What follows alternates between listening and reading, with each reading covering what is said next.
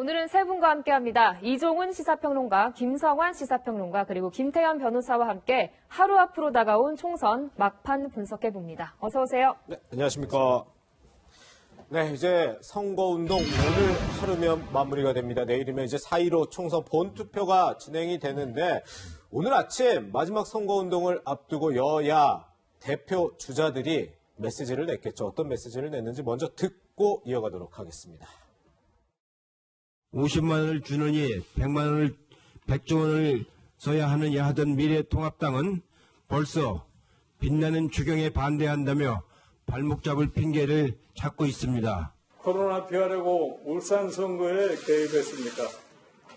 아니면 코로나 때문에 조국을 법무장관에 앉힌 겁니까? 네, 지금 뭐 마지막까지 보면 여야가 어떤 점에 방점을 짚고 있는가 딱 이걸 알 수 있을 것 같은데 먼저 김태현 변호사님 어떻습니까? 뭐 민주당은 코로나19 얘기하는 것 같고 뭐 미래통합당은 선거 개입 의혹, 뭐 조국 전 장관 얘기를 하고 있거든요. 지금 상황에서 저렇게 갈 수밖에 없는 거죠. 양당의 선거 전략. 예. 기본적으로 이제 대통령 임기 중반에 펼쳐지는 총선은 정권 심판적인 중간 선거 성격이 있어요. 네네. 그러니까 야당의 미래통합당 입장에서 보면 정권 심판론을 앞세울 수밖에 없는 거죠. 네. 정권 심판론은 큰 대명제 아래 보면 뭐 소득주도 성장이니 탈원전이라는 경제 문제, 그 다음에 이제 조국 전 장관과 울산 선거 개입 사건으로 불거질 수 있는, 얘기가 될 수 있는 권력의 남용의 문제, 이런 부분들을 당연히 지적할 수밖에 없는 것이고, 예. 사실은 그렇게 해서 원래 이제 야당이 유리한 판으로 총선 과정이 진행됐어야 되는데, 코로나 사태가 터진 겁니다. 예. 그렇기 때문에 여당 입장에서 보면 야당의 어떤 정권 심판이라는 칼을 좀 무디게 하기 위해서는 지금 코로나, 굉장히 국난이다, 우리가 어렵다, 그러니 그 유권자들 안정희구적인 어떤 그런 성향에 좀 호소하는 예. 국난 극복을 위해서 여당의 힘을 모아달라는 그런 메시지로 나갈 수밖에 없지 않겠습니까? 예, 예. 그러니 어떤 총선이라는 성격과 지금 이 코로나 사태라는 지금 현상을 좀 종합을 해봤을 때 양당의 선거 전략은 저렇게밖에 갈 수가 없는 거죠. 예. 네, 사실 이 지난 주말에 이 범여권의 180석 전망을 두고 공방이 오갔는데 이 선거 막바지에 이르다 보니까 여야 모두 겸손 모드로 돌아선 모양입니다. 그 모습 먼저 보고 오시겠습니다. 수도권 121개 중에서 경합지역이 약 70개에 가깝습니다. 한 50개 정도만 어느 정도 안정권에 들어갔고 나머지 70군데 정도는 아직도 박빙 지역으로 남아있기 때문에 이 박빙 지역에서 우리가 얼마를 얻느냐에 따라서 선거 결과는 많이 달라지리라고 봅니다. 사실 이대로 가면 개헌선도 위태롭다 하는 게 저희의 솔직한 말씀입니다. 여당이 지금 얘기하는 180석 수준의 국회를 일방적으로 독점적으로 운영할 수 있는 의석을 저지해 주시기를 간곡히 부탁드립니다. 네, 평론가님. 그러니까 미래통합당이 지금 뭐 개헌 저지선도 위태롭다 이렇게 얘기를 하니까 이해찬 대표가 수도권 70여 곳이 박빙이다 이렇게 얘기를 했는데 이해찬 대표 우리가 일당 할 수 있다 좀 자신감 보이지 않았었습니까?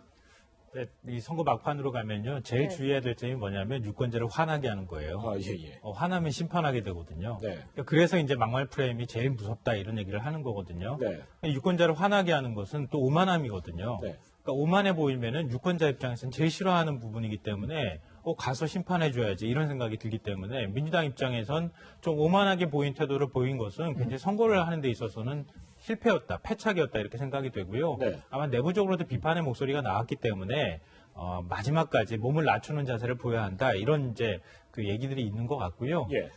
그리고 이제 미래통합당에서 지금 개헌저지선까지 얘기를 하고 있는데 저건 너무 지나친 엄살이에요. 제가 볼 때는. 왜냐하면 과거 20년 동안 총선을 치렀고 그 20년 동안 승패가 갈렸는데 보수 계열 그러니까 한나라당, 새누리당이 뭐 열린우리당부터 시작해서 민주당한테 최대로 진 게 121석이에요. 예.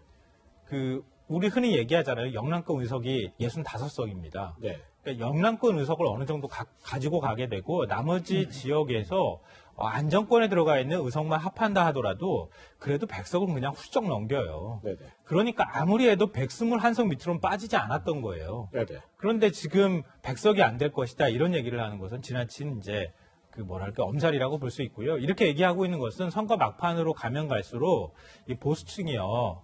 우리 지금 이렇게 힘드니까 좀 도와주십시오라고 하는 호소의 메시지가 좀 담겨 있다고 볼 수 있는데, 근데 과거 지금 미래통합당이 그랬지만 2014년도 그랬고 그 이전에 이제 20대 총선에서도 그랬지만 집권 여당인데도 불구하고 선거가 조금 좀 어려워질 것 같으면은 이렇게 읍소 전략으로 나와요. 국민의 감성을 건드리는 것인데 이번 같은 경우에 이렇게 감성을 건드려서 과연 얼마나 득표할 수 있을지 이건 좀 개인적으로 의문이라고 생각합니다. 이종훈 평론가님, 김성환 평론가님도 그렇고 김종인 사실 총괄 선대위원장도 엄살이다 얘기했는데 어떻게 이종훈 평론가님도 엄살이라고 보시나요? 네, 근데 너무 급변침을 좀 하신 거 아닌가요? 얼마 전까지만 해도 이 두 당 모두 과반 점할 거다. 네, 과반을 굉장히 자신했어요. 그러더니 갑자기 급변침을 해가지고 이제 읍소 모두 이런 쪽으로 뭐 이제 경선에 섰는데 악재 때문에 그런 거죠. 양쪽에서 계속 지금 이제 그 막말 관련한 악재들이 불거지지 않았습니까? 뭐 이쪽은 뭐 차명진 후보의 그 막말 대표적인 것이고. 또 이제 반대쪽에서는 또 유시민 이사장의 180석 발언 마찬가지. 이런 것들이 이제 국민들의 화를 나게 만들 가능성이 높다. 이러면 자칫 이 막판에 지금 판이 굉장히 불리하게 돌아갈 수 있다. 이런 이제 생각이 드니까 다분히 이제 악재 관리 차원에서 조금 전에 이해찬 대표의 발언이라든가 뭐 이제 이런 것들이 좀 나온 것으로 이렇게 이제 봐야 되겠는데요. 어떻게 보니까 이번 선거가 참 제가 보기에는 이거는 정말로 좀 바람직하지 않은 그런 방향성인데 정책은 완전히 실종이 돼버리고요. 뭐 지금 거의 양쪽 다 네거티브 선거전만 지금 남아있는 거의 뭐 난투국 수준의 제가 보기에는 이 정도면 거의 역대급이 아닌가라는 생각이 들 정도로 정말 부끄러운 지금 총선이 지금 이어지고 있다. 양당 모두 이 부분은 정말로 반성을 좀 많이 해야 한다. 그리고 유권자들이 이에 대해서 정말 이번에 엄정 심판을 좀 해줘야 양당 모두 좀 정신을 좀 차리지 않을까 이렇게 생각합니다. 네, 이렇게 여야 모두 이 선거를 앞두고 한건 몸을 낮추고 있지만 여권 인사인 유시민 이사장과 또 통합당의 김종인 총괄 선대위원장 생각은 좀 다른 것 같습니다. 그 이야기 들어보시죠. 투표를 열심히 하면 아까 제가 말씀드린 그런 범진보를 다 합쳐서 180석은 뭐 불가능한 이런 목표는 또 아니지 않겠느냐.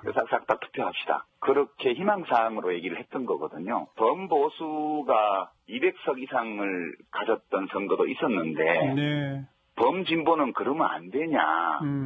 그런 희망을 가지면 안 되냐. 우선 그 말씀 드리고 싶고요. 누가 그런 얘기를 해요? 박ham전 위원장이 그렇게 말씀하셨거든요. 개헌전이 없다고 엄살 떨으라고 그러겠지. 그런 얘기 다 부질없는 얘기예요. 결과를 보고서 얘기할 거지. 뭐 미리서 뭐 이런저런 얘기해봐야 아무 소용이 없어. 뭐 이렇게 범진보 180석 뭐 희망할 수 있지 않냐. 그리고 김종인 위원장은 뭐 엄살 떠는 거다 이렇게 얘기를 하면서 또 오히려 자신감을 보이는 모습도 보고 있는데 현재 이 여야가 지금 분석하고 있는 판세를 보면 상당히 접전지가 많습니다.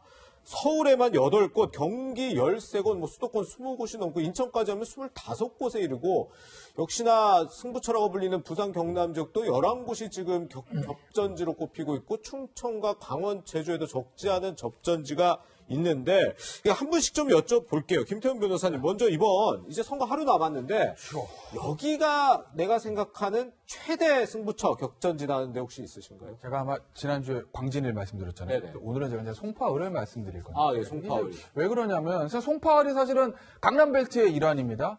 강남벨트의 일환인데 그동안 계속 보수 정당이 이겨왔던 곳인데 지난 이제 지방선거 때 이제 이게 재보궐 때 넘어간 거죠. 보수정당 입장에서 보면. 제가 이 얘기를 왜 말씀드리냐면 기본적으로 수도권 선거는 보수정당이 어렵습니다. 항상 민주당 계열이 승리를 해왔어요. 단 한 번. 2008년에 MB 바람을 불었을 때 제외하고는 그랬단 말이죠.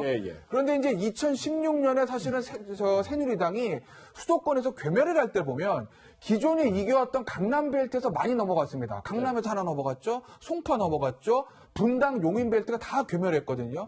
이번에 새누리당 입장에서 보면 죄송합니다. 보수정당 입장에서 보면 강동 험지는 그렇다 치더라도 최소한 예전에 이겨왔던 강남, 분당, 용인벨트에서 어느 정도 회복을 해야 그래야 이제 민주당하고 수도권에서 대등한 싸움을 할 수 있어요. 거기에 시작이 바로 송파을이라는 거죠. 그러니까 지난번 선거 때, 지난번 재보선 때는 사실은 워낙 그 판이 좀 기울어진 선거였기 때문에 배현진 후보가 당시 이제 최세수 후보한테 거의 힘도 못 써보고 이제 사실은 참패를 한 결과가 있었거든요. 과연 이번에 어떻게 될 것이냐.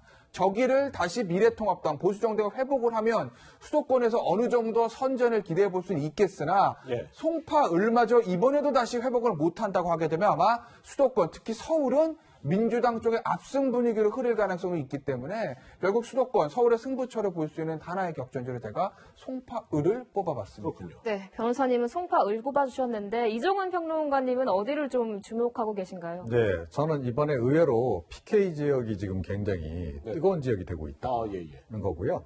그러니까 지난 이제 총선 당시에 어떻게 보면 이제 그 더불어민주당이 이른바 낙동강 벨트 뭐 이렇게 지금 선거 전략을 이제 짜지 않았습니까? 그래서 그 선거 전략이 좀 의외로 주요했어요. 그래서 부산 경남 지역에 약간의 교두보를 지금 확보를 한 상태인데 이번 총선에서 가능하면 이제 이 교두보를 더 확장하고 싶은 것이 이제 더불어민주당의 생각인 것이고 그 반면에 이제 미래통합당 입장에서는 원래 텃밭이었잖아요. 그렇죠. 텃밭을 이제 지난 총선 때 많이 뺏겼는데 이번에 어떻게든 그걸 좀 회복을 해보겠다. 수복을 해야 된다. 뭐 이제 이런 그 상황인 거죠. 그래서 굉장히 지금 뜨겁게 지금 이제 달아오르고 있는 그런 상황인데 여러 지역 중에서도 지금 부산 진갑이 지금 가장 관심 대상으로 지금 떠오르고 있는 상황입니다. 그러니까 워낙 거물들이 지금 일단 출전을 했어요. 그러네요. 네, 그러니까 지금 이제 더불어민주당 쪽에서 지금 뭐 김영춘 의원, 뭐 해양수산부 장관까지 했단 말이에요. 부산에서 해양수산부 장관 했다는 건 굉장히 상징적인 의미가 있는 겁니다. 자, 그런데다가 또 그 반대편에는 미래통합당 쪽에서 서병수 전 부산시장이 나왔어요. 시장급입니다. 그러니까 뭐 나름 이제 부산 지역에 상당히 탄탄한 지역적 기반을 가지고 있는 인물이라는 거죠. 사실은 이번에 이제 미래통합당이 이 지역에서는 도전해야 되는 입장이다 보니까 상당히 좀 이제 그 나름 좀 중량급 인사를 지금 공천을 준 거거든요. 자, 그래서 지금 이제 여기서 뭐 그야말로 세대결을 지금 벌이고 있는데 뭐 TV 토론 놓고 서로 뭐 고소고발전까지 가면서 지금 굉장히 치열하게 맞붙어 있는 상황이고 그래서 어느 쪽으로 가느냐. 여기가 어느 쪽으로 가느냐에 따라서 PK 지역의 향배도 대강 좀 가늠해 볼 수 있는 거 아니냐라는 얘기가 그래서 나오고 있는 중입니다. 그렇군요. 저희 김성환 시사평론가님은 어떻습니까? 네, 저는 이제 두 분은 앞쪽에서 봤고요. 저는 뒤쪽에서 한번 말씀드리겠는데요. 그러니까 지금 이번에 선거에서 승패는 수도권하고 PK에서 갈 것이다 이렇게 얘기를 하는데 만약에 20대 총선하고 비슷한 결과를 PK하고 수도권에서 얻었다. 아니면 거기서 조금 좀 적게 얻은 정당이 생겼다. 이렇게 하면 결국은 나머지 남아있는 것은 충청권 민심에서 결정될 수도 있다. 충청권 민심은 어느 한쪽으로 좀 쏠리지 않거든요. 그러니까 지난 20대 총선에서도 당시 새누리당하고 민주당이 14대 13 정도였어요. 그러니까 그 정도로 속내를 잘 드러내지 않는 곳인데 그러니까 충청권 민심을 알 수 있는 바로미터는 공주부여 청양이 될 수 있다 생각을 합니다. 그러니까 공주부여 청양 같은 경우에 민주당은 박수현 후보 그리고 지금 미래통합당에서는 정진석 후보가 나갔잖아요. 그러니까 지금 여기서 굉장히 박빙인 상황이에요. 그러니까 충청권에서 어느 한쪽으로 만약에 당이 쏠릴 경우에는 지금 세종까지 합하면 28석이 걸려 있거든요. 거기에서 예를 들어서 민주당 쪽으로 확 쏠리는 현상이 나타난다거나 이렇게 하면 지금 얘기 나오는 것처럼 민주당이 과반을 가져갈 수 있는 상황이 벌어질 수 있다. 그래서 충청권 민심을 좀 주목해보라 이런 말씀을 좀 드리고 싶습니다. 저희가 지금 이렇게 나왔던 여론조사는 공표금지 기간 이전에 조사된 조사기 때문에 이 공표금지 흔히 얘기하는 깜깜이 선거 이후는 지금 또 여론이 어떻게 바뀌었을지는 지금 알 수 없다는 좀 말씀드리겠습니다. 네, 이렇게 격전지 이야기를 해봤는데요. 이번 총선 또 하나의 막바지 변수가 있습니다. 바로 오후 6시 이후에 투표를 할 수 있는 자가격리자 분들일 텐데요. 김태현 변호사님. 근데 이 오후 6시면 이 지상파 3사의 출구 조사가 나오는데 이게 또 영향을 미치지는 않을까 이런 우려가 있더라고요. 결국 그러면 이제 출구 조사에 얘가 이제 맞느냐 안 맞느냐 이제 그 문제가 이제 불거질 수는 있는데 사실은 총선 투표 전에 있는 여론조사 같은 경우에는 나중에 여론조사가 맞지 않았을 경우에 그러면 그게 뭐 여론조사 회사에 책임 있는 건 아니지만 결국은 맞지 않은 여론조사 때문에 표심에 영향을 받지 않았을까 뭐 이런 문제들이 좀 제기할 수 있는데 사실 출구 조사라는 건 어떤 의미에서 보면 이제 거의 총선 이제 막 끝나고 나오는 것이거든요. 그렇기 때문에 출구조사가 글쎄요 6시에 발표된 출구조사가 6시 이후에 이제 하는 자가격리자에 대한 어떤 그 투표에 어느 정도 영향을 미쳤는가 그런 문제는 제기할 수는 있겠으나 저는 뭐 크게 그게 승패를 가릴 정도의 큰 문제가 된다고 보지는 않습니다. 왜냐하면 자가격리 숫자의 숫자도 그리 많은 수는 아니거든요. 한 5만 명 정도 지금 된다 그러죠. 뭐 그렇긴 한데 이제 그 전국 지역구로 나눠봤을 때 네네. 각 지역구 판세에서 좀 판세를 바꿀 만한 정도의 의미 있는 숫자가 나올까? 네. 저는 개인적으로 크게 이제 문제가 될 거라고 저는 보지는 않습니다. 개인적 의견에. 근데 이종훈 평론가님, 저는 조금 아쉬웠던 게 사실 이 자가격리자들에 대한 그 참정권 문제가 논란이 되니까 그 뒤에 이 어떻게 투표를 하게 할 것인가 결정을 하고 또 이 결정을 했더니 또 이 출구조사 결과 후에 투표하는 거 아니에요? 논란이 발생하고 조금 정부가 좀 더 이 투표라는 게 굉장히 또 중요한 건데 좀 더 꼼꼼하게 정책을 결정했으면 어땠을까 하는 조금 아쉬움이 남는 것 같아요. 그렇죠. 그러니까 이번에 조금 이제 그 미숙한 면이 좀 드러나고 있는 건 사실인데 그런데 이게 사상 초유의 상황이라는 것을 우리가 좀 고려를 해봐야 됩니다. 그래서 뭐 중앙선관위 차원에서도 뭐 사전에 이런 것들을 경험한 바가 없다 보니 좀 우왕좌왕하고 있는 그런 측면들이 굉장히 많습니다. 사실은 이번에 뭐 중앙선관위가 우왕좌왕하고 있는 것이 지금 한두 군데 대목이 아니에요. 갑자기 이제 비례위성정당 나오니까 그거 관련해서도 지금 사실은 방침이 뚜렷하게 정해진 게 없어서 상당히 좀 우왕좌왕하기도 했었고. 근데 이런 과정을 통해서 이제 우리가 결국은 조금 더 그러니까 선거제도를 좀 더 정밀하게 만들어가는 이제 그런 과정이라고 이제 봐야 될 것 같고요. 그러니까 자가격리자와 관련해서는 원래는 사실은 이제 이 투표를 안 시킬 생각이었던 거 아닙니까? 그런데 이제 이게 위헌 소지가 있고 하다 보니까 이제 방침을 갑자기 전환하다 보니까 이제 이런 어떻게 보면 이제 나름 묘안을 짜낸 건데 이게 좀 약간 허점들이 좀 이제 존재하는 거죠.